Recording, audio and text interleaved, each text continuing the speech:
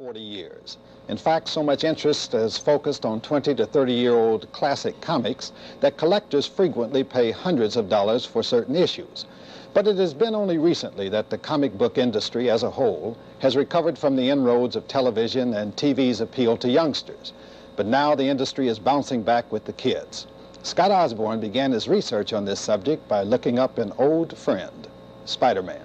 Ladies and gentlemen, we're pleased to announce Spider-Man is alive and well and living on Madison Avenue. And what's more, he's moderately wealthy. I can't quit. Sane, insane, loved, hated, it doesn't matter. Spider-Man emerges every month from the pens of the artists of Marvel Comic Group. Like Superman, like Wonder Woman, like Batman, he is enjoying wider circulation now than at any time in the last quarter century.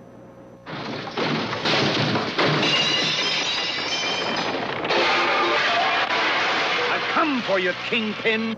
Of course, in the comic book heydays during World War II, at least 600 million comic books were selling each year, under 600 titles. Last year, perhaps 300 million books were sold, under 300 titles. But that's still considerably better than the 200 titles that have been selling in recent years.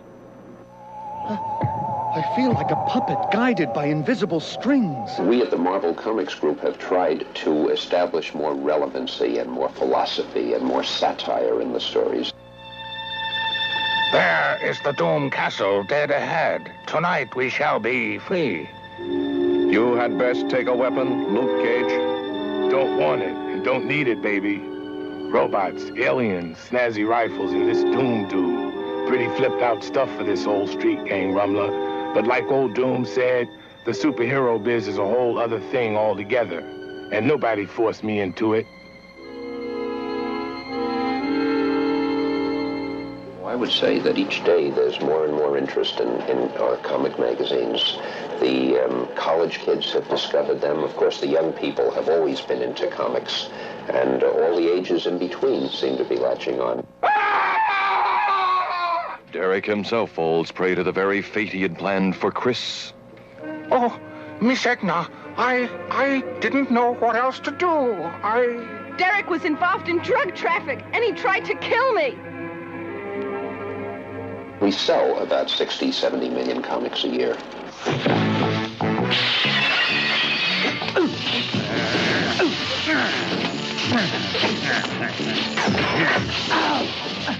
So despite the ravages of time, our heroes will prevail. Monsters, madmen, and assorted doers of evil will be vanquished. And who knows? Perhaps we need all of those comic book fantasies, all of the heroes and all of the villains.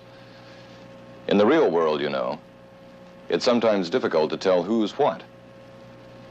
Scott Osborne, WNBC TV News. I did it!